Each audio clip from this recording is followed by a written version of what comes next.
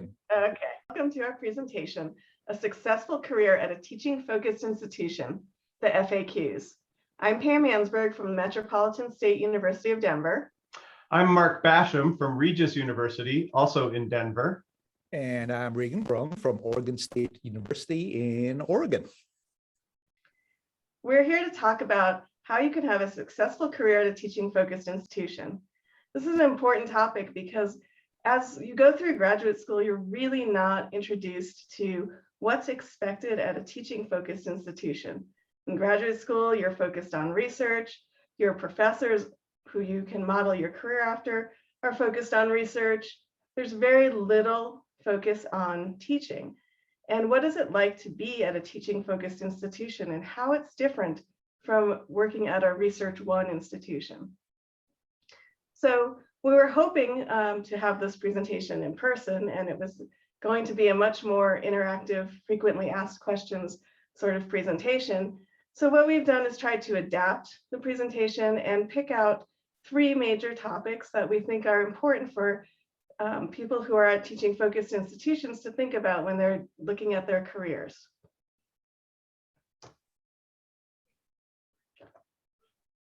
So the 3 questions that we're going to focus on, the first is how can I get scholarship done in an often resource impoverished environment? The second, how can I avoid being overloaded with uninteresting service? And the third, how can I control my teaching and advising demands without shortchanging my students? We're each going to take one of these topics, and I think Regan will start with the first one.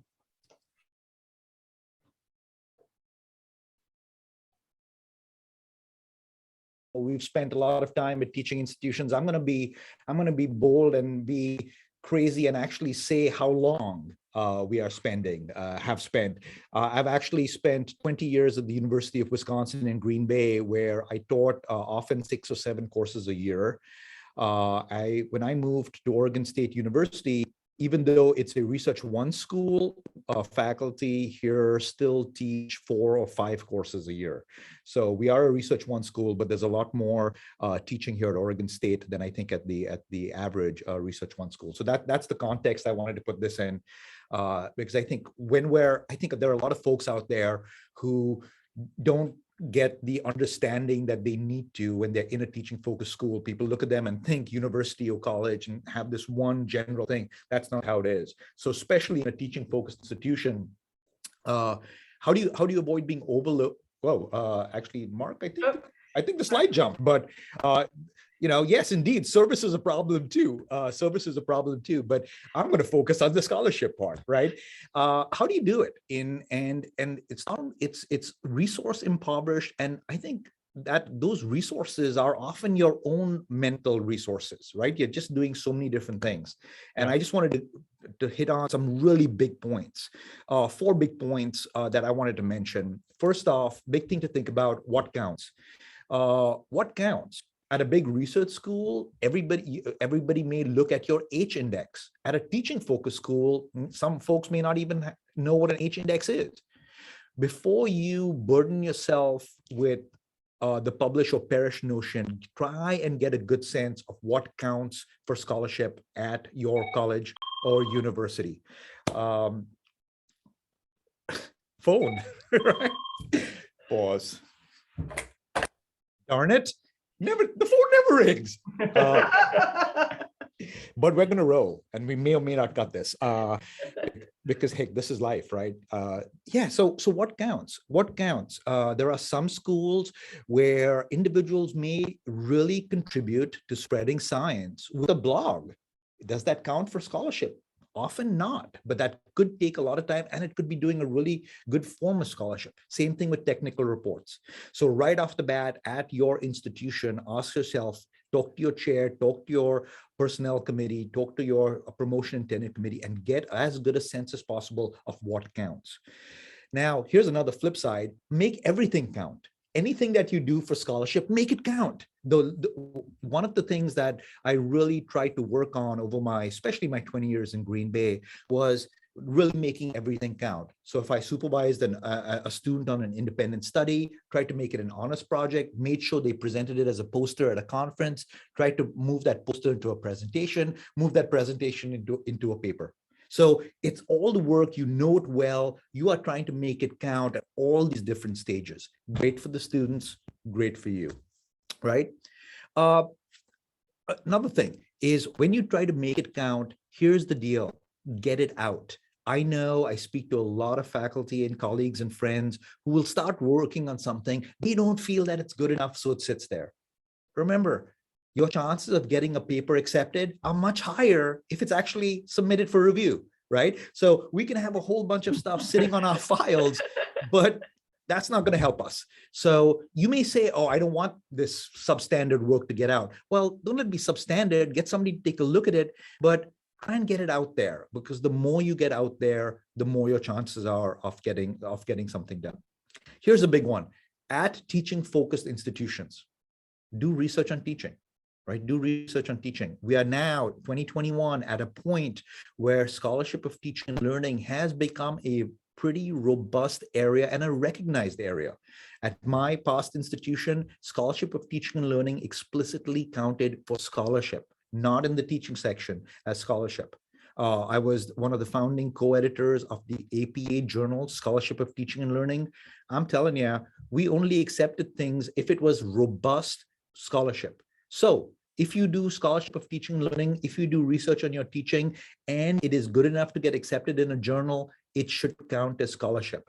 And I will say right here, if you have trouble having your committee count it, get in touch with me. I'll give you the resources and the citations to try and make it count.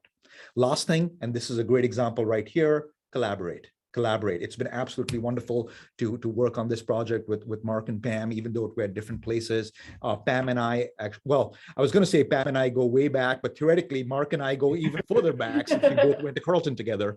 But more officially and academically, Pam and I go all the way back to 2006, where we worked on a STP, Society for Teaching and Learning, paper on scholarship of teaching and learning. That collaboration led to a whole bunch of very, very cool things and this really neat project here. So tip of the iceberg, lots of really cool stuff on this, but right here, make sure you know what counts, make it all count, get it out there, do some research on teaching and collaborate. Back to you. Okay. So research is obviously a big part of any academic career. Where our next topic, it has to do with service. And service definitely can sometimes take over people's careers, and they need to decide what they want to get involved in. So one thing that some junior faculty oftentimes are worried about is being able to say no. So when you think about service, think about what is it that you want to be involved in, and how is it that you can protect your time? Because as Regan described, you have to do research, and as Mark is going to talk about, you're going to be doing a lot of teaching. And so you have to figure out how to keep service contained and also important and interesting. So when you're thinking about whether you should be involved in a particular committee or not, one thing you need to be able to do is figure out how is this going to help you in advancing your career. So knowing the expectations, just like with research expectations, there are service expectations. And when I'm talking about knowing what those expectations are, what I'm meaning is how is that going to advance you in terms of tenure and promotion, but also in terms of leadership. So thinking about your career in terms of where it's going to go and where you want it to go is one way to help you start thinking about whether you want to take on a service commitment or not. You should look for service commitments that are aligned with what things that are important to you. So what are the sorts of topics that you are really passionate about? Because when you're doing service on topics that really light your fire and really get you excited, then it doesn't feel uninteresting, right? It doesn't feel boring. You really can see the impact that you're making. So for example, I was very involved in promoting undergraduate research at my institution and worked really hard to help establish an institutionalized undergraduate research program at MSU Denver. That was a lot of work, a ton of work, but I really, really enjoyed it. And so it was a big contribution to the institution, but it was also a big contribution to my own career and my own sort of professional sense of worth and value. So I really encourage people to select service opportunities that align with their interests and also their skills. Another thing to think about, though, is how to extend your skills. So sometimes you can see opportunities for things that you've always wanted to learn about, but you really haven't had the time.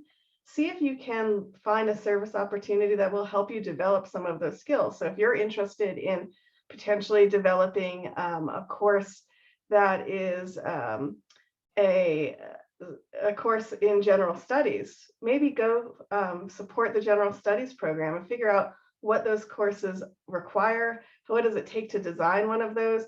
See how those how your peers at your institution evaluate those courses, so that when you're later on developing a course that you want to apply to a general studies curriculum, you'll know what to do there. So use your service opportunities to meet your interest needs and to help develop your skill set. The other thing is, you know, all of us look around our institutions and we see people who look really interesting and they are very successful, and you might see them as good models. Find out what committees those people are on, because that way you get to make those connections, you get to network with your colleagues. So learning how to select your committees can involve looking at who are the people at your institution who seem like they've really got it together, who you really see as role models, and try to find committees that you can work on with them so that you can get to know them and even learn more from them about how to develop a career that follows their paths. So those are sort of the three ways to think about your committee service.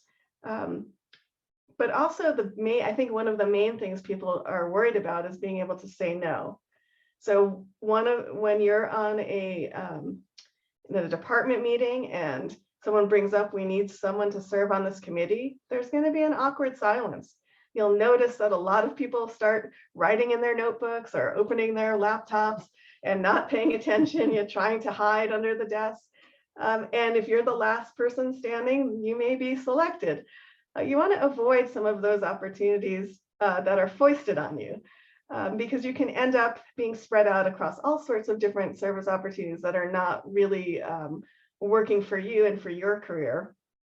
So the first thing I can say, my first piece of advice, is when a service opportunity is presented to you, first thing you should do is say, thank you so much for this opportunity. Let me have 24 hours to think about it. I'll get back to you in 24 hours. That allows you the time, it's a reasonable request, and allows you the time to sort of really think about, does this opportunity fit within my goals, my strategic plan for my career? Two, lets you reach out to some colleagues who can help you make that decision. There may be things that you don't know about a certain committee that other people do. You can just bounce ideas off of your colleagues to find out if this is a good thing for you to do, especially given all of the other things that are on your plate. So taking that time to say, I'll get back to you in 24 hours, let me know. It gives you a chance to really think about and seek some guidance about whether that's a commitment you want to make. And if you, in the end, decide that this is not something that you want to do, it also gives you time to craft sort of a polite way out. One way to get out of a committee opportunity is to find somebody else who's willing to do that. So one way to say no is to say, well, I really can't do this right now, given all of my other commitments, but colleague X would be interested in hearing more about it. Of course, you probably should connect with them first. But having that time to just sort of pause is a good way to allow yourself some time to be prepared and prepare a polite no thank you. Committee service can be really interesting and it can be really fun, but you just need to make sure that you're keeping control over how many different types of committees you're on and those time commitments. So because we have teaching. Teaching is our big centerpiece.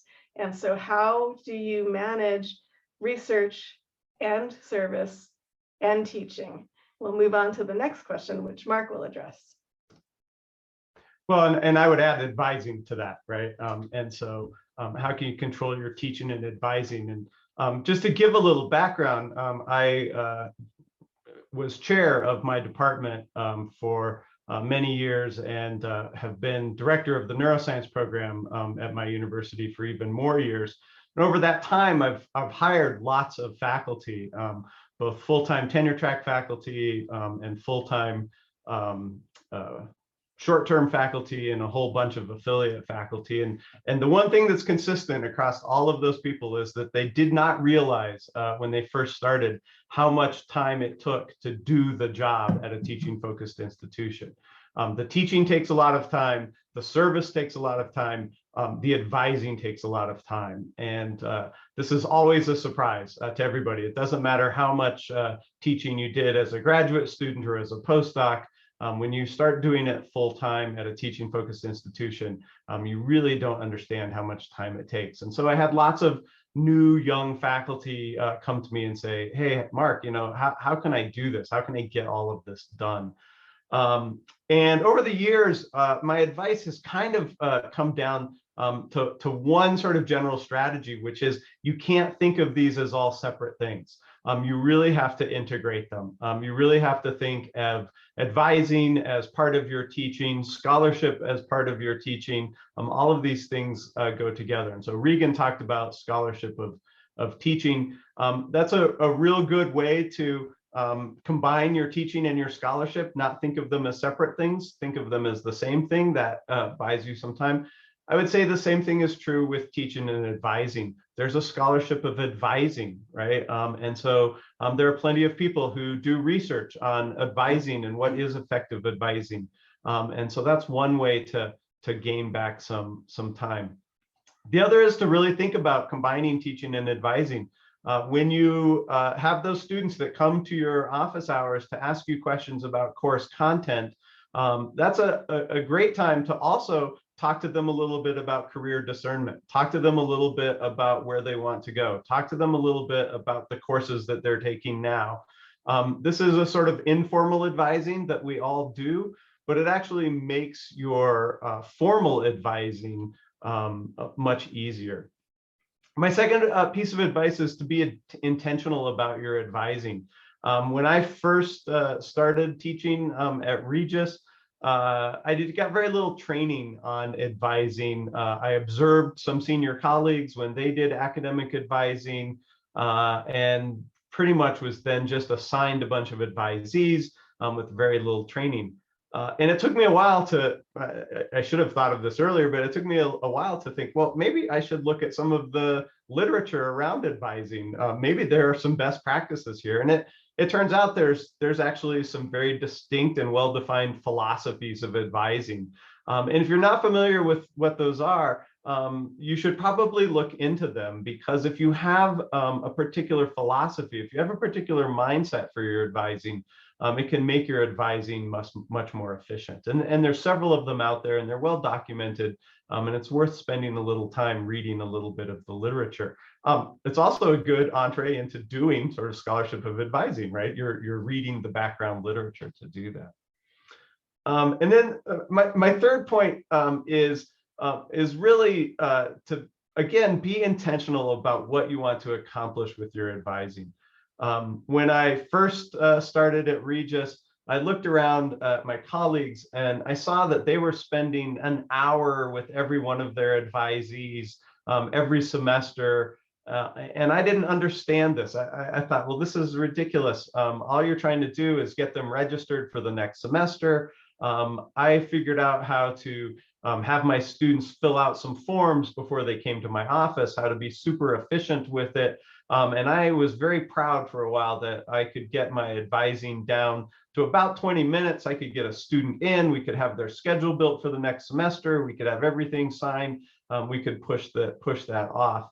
And I did that for a few years and realized that I was missing something really central, right? I was missing what I think is the important part of advising, right? The discernment, the growth, the relationship building of advising. I have kept a lot of those forms, and now it's switched to online technology where students come in for advising with me. I spend very little time helping them get their schedule planned for the next semester. They can do that on their own. I have that somewhat automated. And now I spend a great deal of my advising time talking about what do they want to do when they leave the university? What do they want to do next semester? Do they want to study abroad? Do they want to do an internship? Do they want to do research? How can we fit that into their schedule? And now I'm back spending more than 20 minutes, maybe not quite an hour with every student, but it's much more efficient. I get more out of it. The students get more out of it. My last piece of advice, which is sort of self-evident, but again, a mistake that I made, a mistake that I see a lot of my colleagues make at first, take notes on everything. Every time you meet with a student, every time a student comes into your office, when they leave, just write a quick note. You can do it on your computer about what you talked about, what their concerns were. It really helps when you have that next meeting. You can take a quick glance back and know kind of where the student was when you last saw them. What did you accomplish? What did you talk about? The plans will change, right? Everything will change, but it helps you start at the same place that the student is when they walk back in. They remember what they talked to you about. It's helpful if you can remember, or at least act like you remember as well. So those are just some broad strokes about how to control teaching and advising so that they don't balloon and take up all of your time. Don't think of them as separate things. Think of them as all part of the same job. And the more that you can sort of blend them together, the more time you'll have. Okay, and I want to just add a little bit more about teaching, how to control the teaching aspect. Remember that you are in charge of what your students do. So you can control scheduling. When are big assignments due? If you have multiple classes, which you will, make sure you're setting up your large assignments for each class so that they're not all coming into you at the same time, right? So you can set up your grading schedule ahead of time in the semester so that you know that you've got things staggered, so you're not overwhelmed with all of the grading all at once. You can also think about how many assignments you need to do for each class, and how many of those need to be graded and formal grading. I think one of the most important things to just add to this piece is to remember that as an instructor, you are in charge of how courses are designed and what is required of the students, and therefore what's required of you. You don't always need to grade you don't always need to grade everything in a very long formal way for students to get effective feedback. So when you're in class, you can do short little demonstrations, ask them to give you written responses, and then just give them a check mark on it. The act of them writing it down helps them to articulate and think about what it is you're trying to teach them, and you're getting there what you would normally get if you're asking them to write a short essay or something like that. So really step back and think about all of the assignments. There's so many, especially for people who are in teaching focused institutions. We're all very creative and excited about teaching and trying out new things. But remember to balance that with what you really can do, because if you overwhelm yourself with grading, you're not serving your students well either. So, Regan, do you want to add anything? Yeah, I do. Pam, what you said, let me pull the camera back even a little bit more into this simple summary. I think we talk so often about teaching effectively, which of course is very important. And I think what Pam has nicely underlined is that we should also care about teaching efficiently. There are efficiencies, there are ways to do things so that it doesn't take as much time. So that's the prize to keep your eye on, is let's teach effectively and efficiently. And I think there are ways to do that. So yeah, super. Great. So we don't want to keep going on here. We're just gonna go We ahead. could, because we love talking about this stuff. We could do this all day. Yes, and we were, again, we are sorry that this is not live, but we are happy to connect with any of you out there who are watching this. We're happy to set up meetings or email, phone calls, whatever, Zoom calls. We're happy to extend this a little bit. But so overall, oops. There we go. So overall, we have 5 sort of takeaways when we step back and look at what does it take to have a successful career at a teaching-focused institution. We find 5 themes that emerge. One is intentionality. So you've heard that today from all 3 of us, right? This intentionality. Yeah. So thinking about what is it that taking the time to make decisions and see how those opportunities, whether it's a teaching opportunity or a research opportunity or a service opportunity, really thinking through how much commitment is this next piece that I'm going to be involved in or add to my classes.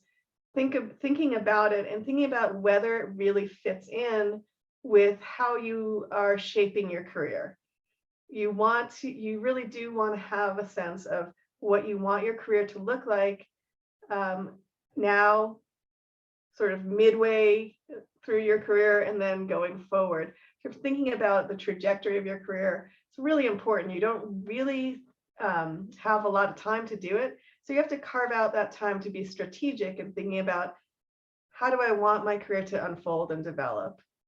The second piece is creativity. Mark, do you want to take that? Sure. So we didn't talk about it much today, but this has been a big part of all of our careers. And when we look at colleagues who have successful, thriving careers at teaching-focused institutions, creativity is a big part of it. Being creative in the type of scholarship you do, obviously being creative in your teaching, being creative in the service opportunities that you are able to come up with and to create for yourself, creative in all aspects of the job.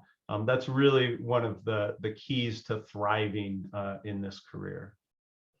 A third one is learning. It's a cliche that we are all lifelong learners, and yet it's true.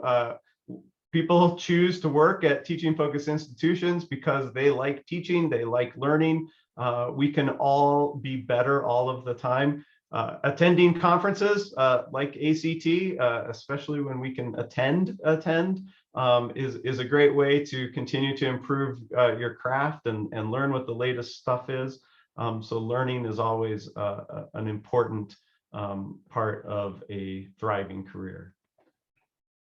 Regan, do you want to take mentoring and diversity? Sure. I think, Mark nicely talked about advising, but of course, especially as you move up that career trajectory that Pam mentioned, looking to mentor other colleagues and faculty are key. And quite honestly, no matter what stage you're at, it's okay to be open to being mentored yourself. I mean, I always say, make sure you find your champion. And find your champion, and your champion may not be on your campus or in your department. It could be somebody you ran into at a conference. But I think mentoring, both you doing it and getting mentored, is like, I'm a social psychologist and a health psychologist. Social support, it's that social support thing. It's really, really key. So be open to that, find your champion. And again, the Society for Teaching and Learning is just a wonderful group of champions, especially teaching, especially for folks at teaching-focused institutions. Pam, I'll let you close with diversity. Great. Diversity. That's terrific. It's true. Mentoring is wonderful, and it actually ties into diversity, because when we're talking about diversity, what we're saying is it's really important to get connected with people who are different than you are and who have different experiences than you do. So could be people who come from different backgrounds than your own. Or it could be from intellectual diversity. So working with people across the campus in different academic units, having that approach of being open to experiencing what other people know and have learned really will help enrich your career path and your career trajectory. You just will be able to see some opportunities. You'll be able to look at things from different perspectives, and learning from people who are coming from, we're all psychologists, but learning from people who are coming from other perspectives, like an English department or from a aerospace. They have very different approaches to solving similar problems, right? We're all trying to solve sort of the human condition, and some of it is in research, and some of it has to do with just service opportunities at the university, how to solve those personnel problems, how to solve other issues.